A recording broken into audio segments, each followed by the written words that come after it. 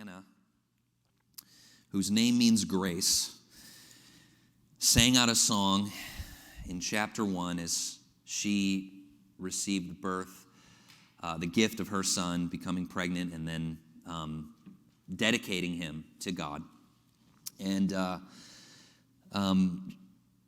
we pointed out how this song that she sang is called the Song of Hannah, is literally the song of grace. It's the song of God's grace to us, and really the song of victory and triumph. And that opened us up to so much revelation hidden in this book that we're getting into now for a few months. It's going to take us a while to go through this book, so we're just getting started. We're gonna pick it up in the second half of chapter 2 today, starting in verse 11. But I have to stop before I go there. I'm purposefully not going to read a lot of 1 Samuel today because there's something significant, two things that I want to share with you to introduce this chapter and beyond this chapter, kind of how this speaks to us today, this book, how it's relevant today. So I just appreciate your grace as I take some time to do a little bit of introduction, and then we're going to pick up the pace more starting next week, getting into more chapters in the book of Samuel. But what I wanted to share has to do with a video that I saw on YouTube. That was a recording of a lecture given a number of years ago on the year 1177 BC, okay? And the title of the video was something, I forget the exact words, but it was something to the effect of the year that all civilization collapsed. 1177 BC was this year, this time period where all of the major empires at the time, all of a sudden, just vanished off the map, except for Egypt. But Egypt saw its decline from that moment onward. Egypt was substantially weakened, and they were never again this amazing empire that we know about from antiquity. So even Egypt suffered this death blow in this year. And there is all of this mystery surrounding this and all of these theories, and it's known as the end of the Bronze Age, okay? So y'all familiar with the fact that like historians organize time periods by technology, right? So you have the Stone Age, right? And then the Bronze Age, and then that made way. What came next? The Iron Age, yes. And then it gets a little bit more complicated. Some people will say the Glass Age came after that, then the Steel Age. I would say the Industrial Age, and so forth to today, which I'll get to in a moment. But this was a pretty big deal in history. This was a massive shift in technology, and it was a massive shift in the politics and in the nations of the world at the time. And so again, nobody knows the real reason why all of a sudden civilization fell apart in different parts of the world at the same time, okay? But some of the theories, and the lecturer that I watched, what he said as a scholar who wrote the book on the year 1177, he believed it was a perfect storm of a number of different things happening at once. And to me, that makes the most sense. So there was climate change going on back in this era with drought and a couple things. I don't think the chariots were guzzling gasoline then, so they couldn't blame it on that. But there was climate change happening at an accelerated pace. There was a lot of migration happening, people migrating from different countries that disrupted supply chains. And then there was some significant earthquakes that happened on top of all of this. So you kind of combine a bunch of this stuff, and there's some other theories about a couple battles that happened. And it leads down this road of saying, okay, we don't know fully what happened, but something drastic occurred. The world changed, and a new age began slowly over the course of like 2 centuries it took for humanity. And so I listened to this, and I thought it was fascinating, but I was like, you know what? I'm curious. Where does this line up in the Bible, right? They didn't mention anything about the Bible other than the fact that Israel was pretty much preserved from all this collapse going on. But I looked it up, and I found out that it is the exact time period that we are just beginning to study in the book of 1 Samuel, and the emergence of this prophet and then the coming of King David. And that, just really touched me because I'm like, okay, this is interesting because we just started this series on the book of 1 Samuel. It has nothing to do with it, this video that pops up on my feed, my YouTube, feed. But I just felt like the Lord was highlighting this for some reason to me. And as I prayed into it and thought about it more, I think that there's a connection between stuff that's today and what happened back then. And so first of all, even though historians won't talk about what are the spiritual reasons, like, why this collapse was going on, I think it's pretty obvious that God was up to something really big. Society was changing, and God had something planned involving the next stage of Israel's history, his people, right? There was something he was going to be doing on the world stage. And a lot of people, it's similar to what we do with science and religion, okay? People will separate science and religion when really these things go in sync. To any honest person looking at the facts, these things work together beautifully, but we make these distinctions. And the same thing you could say about history, world history, secular history, and biblical history. These things go together way more than we realize, and what's happening in the world scene often corresponds to what God is doing spiritually amongst his people. Does that make sense, that proposition, that what God does in his people can parallel what's going on in all the other nations? You guys tracking with me on this? So here's the bigger point I want to make. We're right now at the dawn of a new age of society, okay? So we're moving from the industrial age to the digital age, okay? And it's been happening for decades, already, but it really didn't accelerate until COVID. COVID was kind of like where the training wheels came off of technology and the internet, and we really saw, can this thing hold up the infrastructure of society or not? This was the moment where technology is really being given this go-ahead to say, okay, this is where the world is headed, and this is how society is going to function. And we're in the midst of a transition, and some people who are used to the Bronze Age or the Industrial Age are not totally ready for the iron or for the digital world, but it's coming regardless. And this is happening in the midst of a perfect storm, similar to what I said about the Bronze Age collapsing with not just COVID, but a number of major political changes and all kinds of other stuff, climate shifts and things in the world. And so I believe that just as there is a cataclysmic shift happening in society today, there's also a shift that is and will be happening amongst God's people, the church. Jew and Gentile together, Israel and the body of Christ. And I feel like God confirmed this in such an awesome way when I went to the place where 1 Samuel opens up. So I went to Shiloh in 2017, to the exact place where Hannah prayed for a child, and God gave her that child, and that was where she dedicated him to the Lord.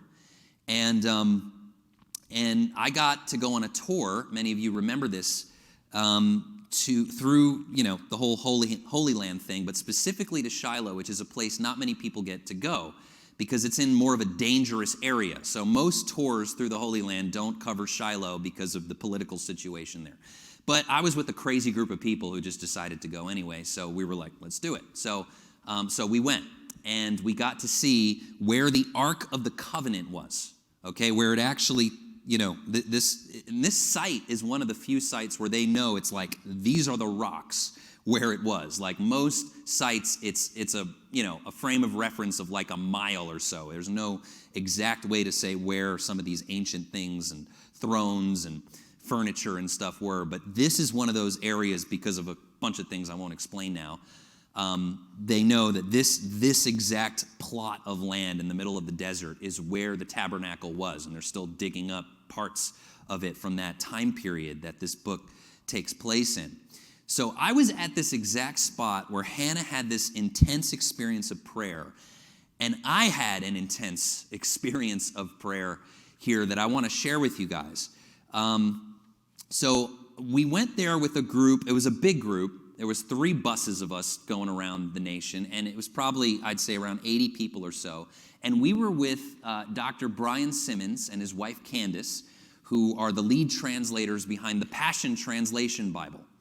And they've become good friends, and they're amazing people. But they get people together from all over the world, and they go to Israel, and they do a bunch of stuff there, ministry and different things.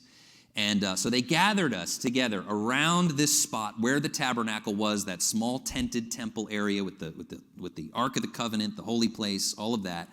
And Candace stood up in front of the group as we were all kind of getting situated, and she said to the group, I had a dream last night where someone was starting a new church. And she said, I feel like we need to pray for someone in this group that's starting a new church. Now, no one raised their hands. But I had this feeling that I was supposed to raise my hand because this was October 2017. This was like 2 weeks after we announced that we were changing the name of the church to the Almond Branch. And that was, as we explained at the time, this was way more than just a name change. It had to do with the vision and where God was taking us, and it felt like the beginning of a long journey forward into becoming a totally new thing. And so since nobody else raised their hand, I raised my hand. And Brian and Candace were like, all right, go get them, guys. And they just had 80 people around me praying in the middle of the desert. And I just felt the power of God come over me. I hit the ground. I don't know what our Jewish tour guides were thinking at this moment, that I'm lying on the ground, like convulsing, as people are praying and shouting and declaring all these things. But what really did it for me is when the guy next to me, this guy from Pittsburgh, who was a worship leader, who I'd never met, doesn't know anything about our church, all of a sudden in the middle of the prayer, he starts shouting the words, house of wine. He starts saying, house of wine, house of wine. And for those of you who've been a part of our gatherings here for a while, you know that that's a very unique phrase that not a lot of people use. It's from a very obscure passage in the Bible, but we've used that here to describe a church gathering. And the reason we say a house of wine instead of a house of prayer, not that there's anything wrong with that, is that the wine reminds us of the new covenant of Jesus. It reminds us of his grace. It reminds us of what he has done for us before we can do anything for him.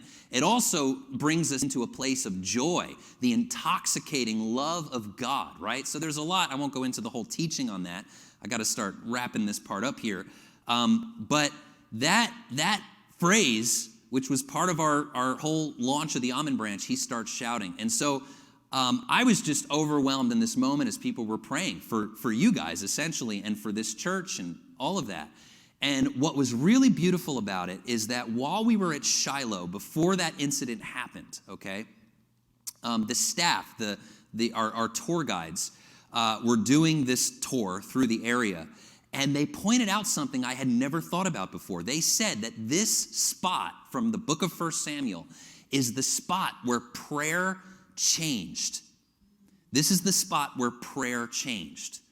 And what they meant by that is that in the story of Hannah, okay, who's praying for a child, she's barren, she just so desperately wants a child. And if you remember, she goes up to the tabernacle front steps and she starts pouring her heart out to God. She's crying, but she's not even really talking out loud. She's just mumbling under her breath and really just speaking silently. And even the high priest who was there at the time, makes this comment like, are you drunk, lady? Like, go away. And the reason he said that is because people didn't pray like that up until that point in history. Like, we all take this for granted today that you can just go out to your car right now and start talking to God under your breath. Like, you can just talk to him at any moment. Like, that's just normal. You can just sit in your seat right now in the midst of a worship service and start talking to God freely. That was not a part of human consciousness before this time period at all. You have to understand this. 3,000 years ago, you didn't just talk to the divine. You didn't just have a nice casual conversation. You're talking about, in their minds, like entities and beings who, first of all, were always angry and needed to be appeased, right? And Jesus came to squash that once and for all. But, you're talking about prayer and requests meant you had to like raise an animal, feed an animal, then bring it to a temple, you know what, eat it, and share it with the priests, and lift it up to God, and do all these rituals, and have incense and water, and it was this, if you wanted to pray to God, that's what you did. You didn't just walk up to the tabernacle and under your breath ask for something. But Hannah, whose name means grace, brought a gracious shift in the whole experience of prayer in the first place. And I was so touched because I have this same sense in my heart that the Lord has given us this revelation that he wants to bring a gracious shift to the church today. And he wants to turn the church into a house of wine. And that we would connect with God even easier than the last generation. That we would have an even greater ability to enjoy him and understand our union with him. And so that's part of the whole house of wine thing. Then I get that tour and I go down and I get smacked down by Jesus, and I'm on the ground in the desert and people are praying over me. And this guy, this stranger I don't know, starts shouting the words, house of wine. So that was my experience in Shiloh. And I wanted to relay that to you, not just because we're reading this book now, but because I really feel that this book talks about a massive shift that God did back then, and he is going to be doing and is doing right now. And so I leave all that with you, and right now I want to pick up where we left off and look at the rest of 1 Samuel 2. So like I said, I don't have much from the book of 1 Samuel to do today because I wanted time to share those stories, but we do have a number of things right at the end of chapter 2 to see. So let's look at verse 11. Do we have that ready to go? This is after Hannah prays that fateful prayer. Samuel is born. She sings her song of grace, and it says this about her husband Elkanah in the next verse. It says, then Elkanah went to his home at Ramah, but the boy ministered to the Lord before Eli the priest. So Hannah vowed that she would dedicate her child back to God to serve in the tabernacle, and that's what happens. As a little boy, he grows up under the high priest at the time named Eli. Now watch what it says next. 1 Samuel 2, verse 12. Now, the sons of Eli were worthless men. They did not know the Lord. Pretty harsh statement. They were worthless men. But it's interesting how this attributes this negative description about them to the fact that they didn't know God. I just want to point that out. They didn't know the Lord, and that's connected to that pretty rough statement. Worthless men. So let's keep going, jumping down to verse 17. It's going to explain a little bit about these children of Eli, the high priest at the time. He's the one running the whole system of the religious government temple of that era. And he has two sons, and it says this in verse 17.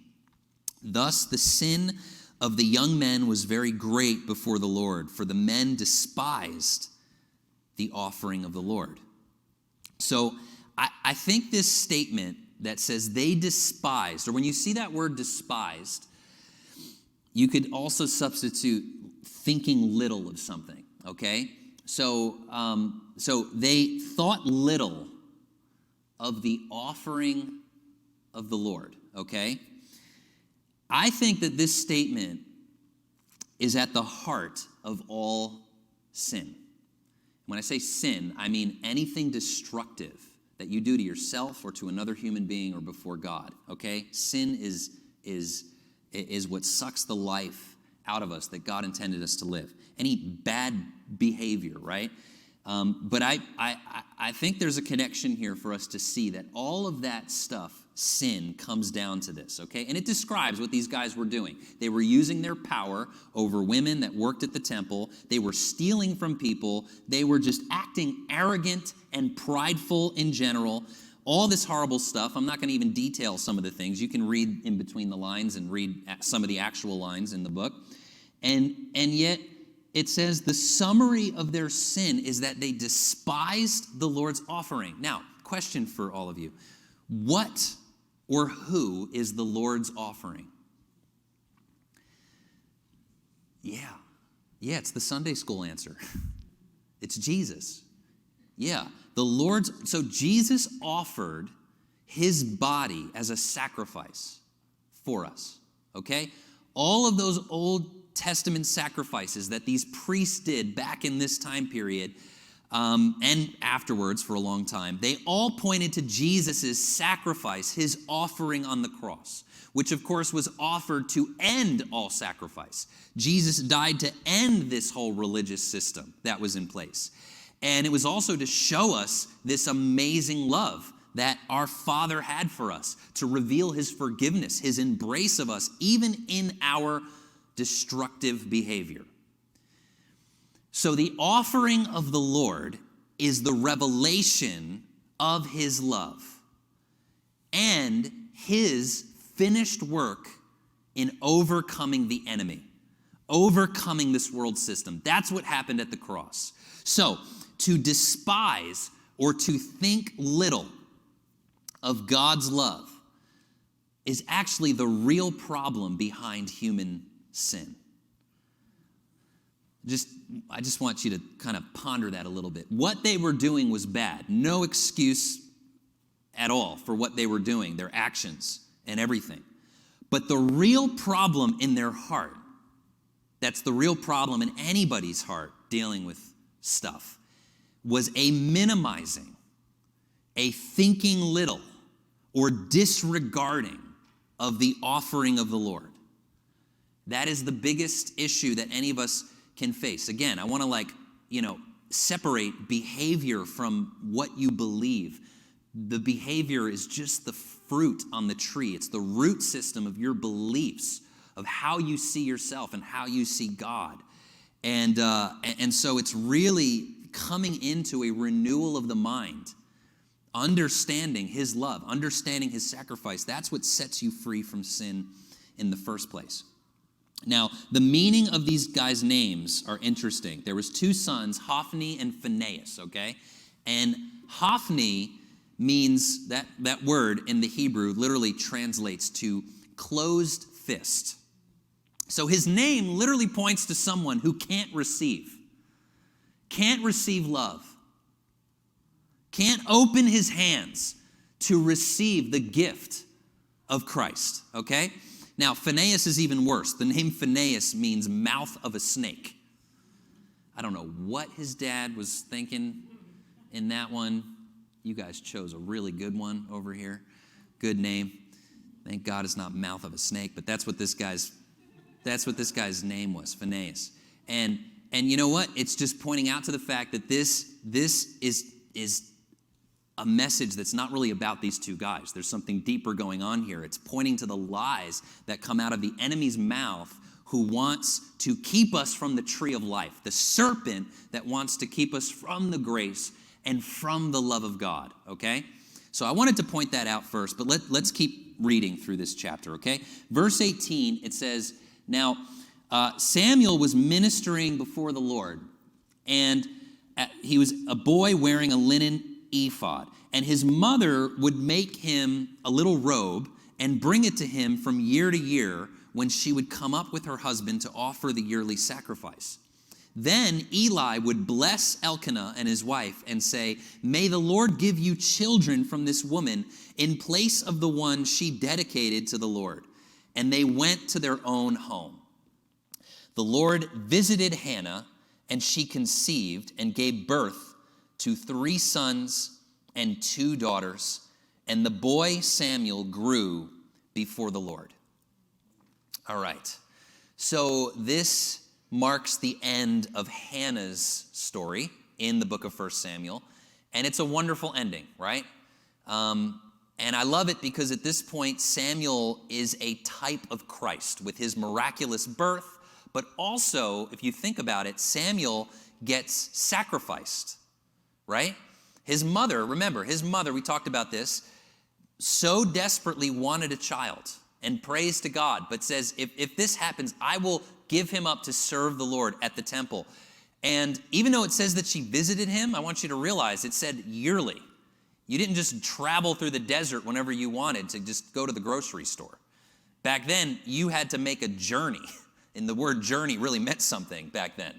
You had to go far and travel difficultly. And so she would only see this child of hers once a year.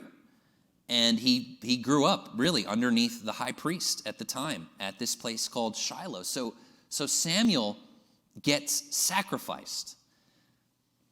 But because of that sacrifice, it says here in this story, Hannah is blessed with 5 more children. And 5 in the Bible is symbolic of grace. 5 is the number of grace. And I'm telling you, whatever we sacrifice to the Lord from a place of love, there is multiplication, there is grace, there is overflow. And this should just encourage us in the ways that we give and we sacrifice before God, even when there's pain in it. But more than that, this is once again pointing to Christ's sacrifice for us. More than anything we can give, grace is about realizing God already gave everything for you, for us. So like Hannah, he gave his son for us to be blessed. So this is so clearly all about Jesus, and this becomes even clearer when you see more connections between the New Testament Jesus and this Old Testament figure Samuel. It said at the end there, if you caught it, it said, the boy Samuel grew before the Lord. Did you see that one little line? The boy Samuel grew before the Lord. Well, I want you to look at something from when Jesus was a little boy in the New Testament.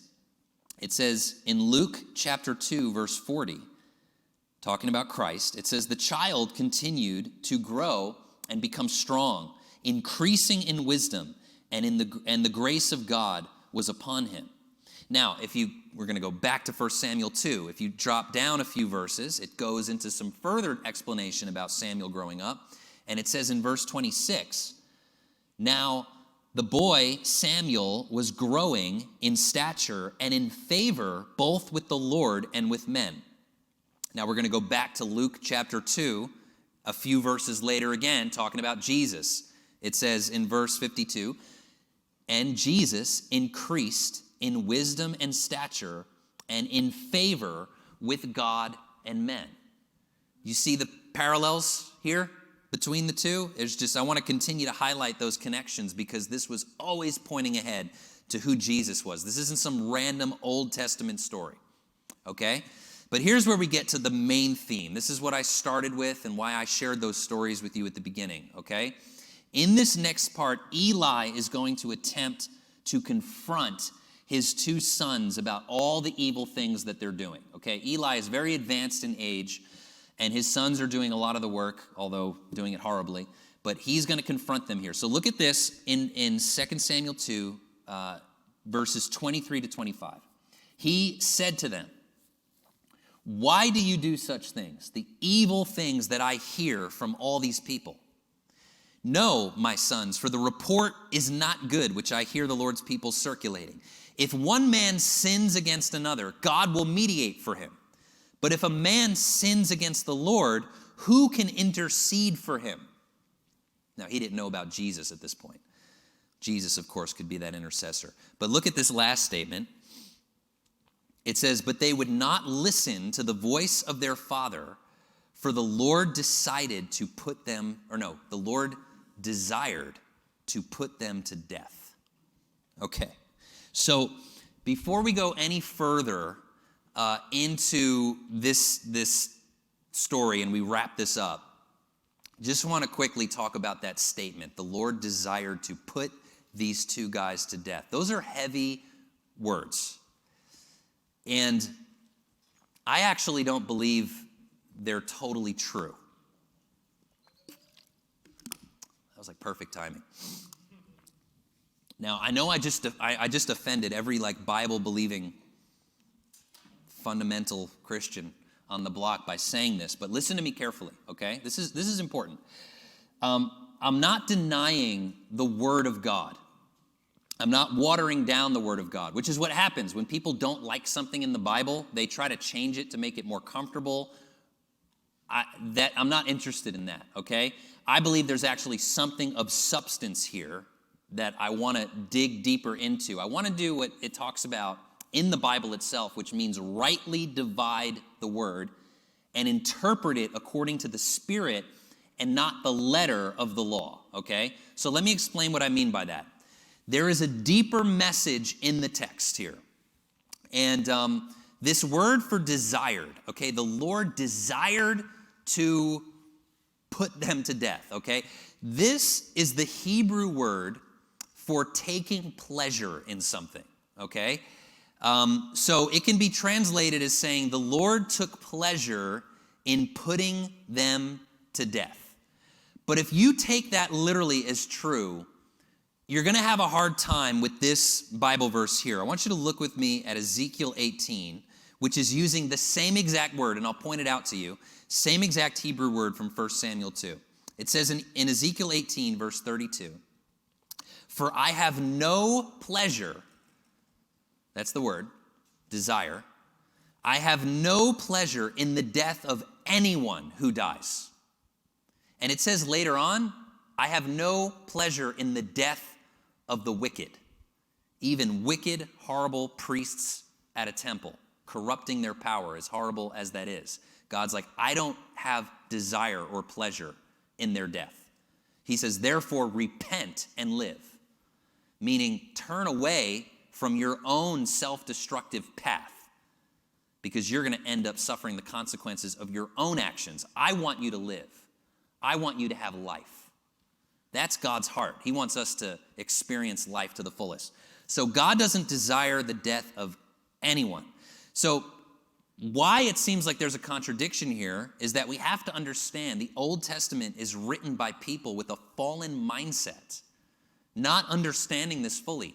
God inspired the text, but inspiration is of his Spirit, and there is a Spirit within the text. It's his Spirit, and it takes the Holy Spirit to discern the meaning. And that's why the Pharisees, who were a part of crucifying Jesus, they were the biggest Bible-believing fundamentalists of their day. And they knew the Bible front and back, and yet they completely missed Jesus because they missed the spirit of the one who was in the Old Testament. So I want to make that clear. You have to read the Old Testament with an understanding of the grace of God and the Spirit. Otherwise, Paul tells us in the New Testament, the letter will kill you, but the Spirit will give you life.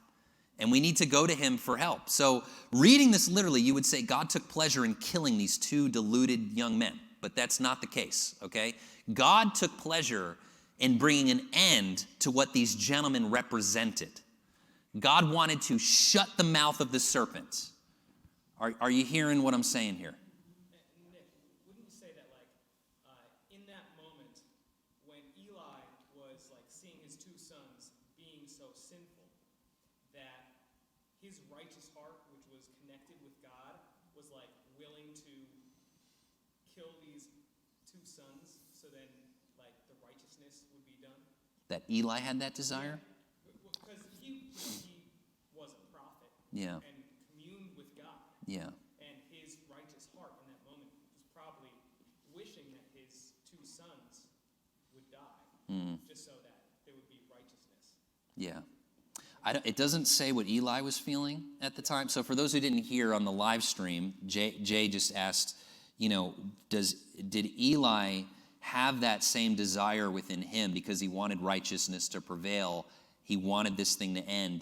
Did he have that? And he very well could have. But I guess what I'm interested in showing here is that the Father wants people to live, no matter who they are, no matter what their behavior is. But they had so aligned with evil that you can wrap yourself up in something that needs to be burned and you get burned along with it. Does that make sense? You can wrap yourself up in something that needs to get destroyed, even though God's trying to rescue you from that very thing.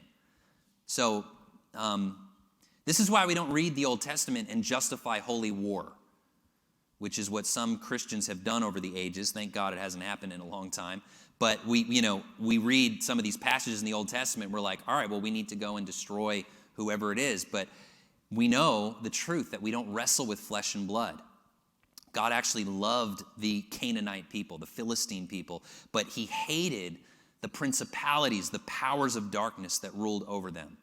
So God today, let me just start to bring this to a close here. God, he wants to uproot any system in place by man, whether even if it's sanctioned by the quote church or not.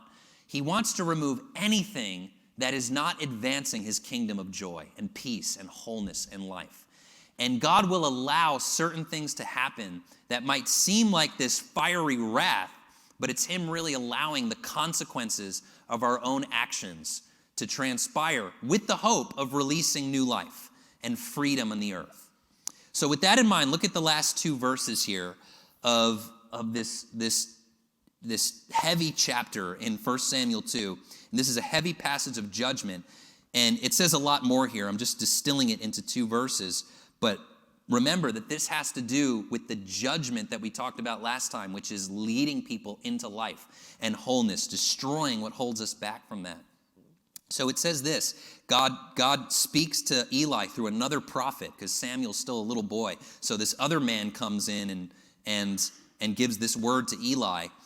And it says in verse 31, "Behold, the days are coming when I will break your strength and the strength of your father's house, so that there will not be an old man in your house." So he says, your line is ending. Your influence, your power, your political power, your spiritual power, it's ending. You have abused it. You have not used it for good. It's coming to an end. And then it goes on to say this in verse 35. "But I will raise up for myself a faithful priest who will do according to what is in my heart and in my soul. And I will build him an enduring house, and he will walk before my anointed always." Now, this verse right here, this is again how this helps you see how to interpret Scripture. It's talking about Samuel right here. He's going to raise up a faithful priest right there, Samuel. But it's really also not talking about Samuel. This is why you need to see the spirit within the text, because if you take this literally, Samuel didn't have an enduring house. It's a little spoiler alert for you, but Samuel ends up having two sons, and they're messed up too, which is really sad that Samuel didn't learn the lessons of his father Eli, not his actual father, but really the guy who fathered him, but he reciprocated the sins of the past generation. I think that was part of it. When you don't learn the lessons from what your parents did right or wrong, you pass it on, right? So Samuel did that. And this goes to show that even though Samuel points to Jesus, he's still just a sign. He's just a human sign pointing to something greater. So you can't take even this literally. This right here, God is saying, I'm going to raise up a faithful priest. And he's talking about ultimately his son. It's a prophecy of Christ. And it's also a prophecy of a new priesthood, the church, rising up as his priests. And so this message today is titled "The Dawn of a New Era." And while all of this was going on with Eli and his sons, civilization was collapsing. I want you to just remember that, what we said. The Bronze Age was ending. The world was changing. New technology was on the loose. It might seem archaic to you, iron, but back then iron was like nanotechnology and AI. It was the big thing on the horizon. And the world was changing. And Israel was about to experience a very difficult season. But it was all a setup for the coming of the king. We're going to get there, all right?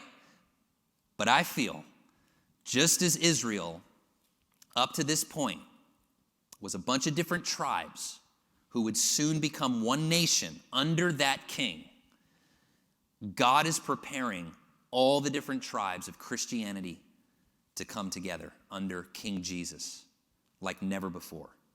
And he's actually going to use technology as a tool in his hand to help make that happen. But I want to close this message by reminding you that the dawn is still very dark, okay? Anybody up at 6 this morning? I know you guys were back there. The dawn is still so a new day starts with just a pinprick of light in the distance. It's how it works. Darkness appears to overshadow the light while the dawn is still happening. The good news is that if you can embrace a life of patience, which you need grace for that, you will experience the light getting brighter and brighter and brighter. And it's only going to get brighter, even as it appears darkness seems to win out in our world, even still. There's new hope on the horizon. God is doing a new thing, and it's going to be extraordinary. It's already happening, but it's going to take some time for people to fully see it. But we're part of it. We're part of that growing, dawning kingdom.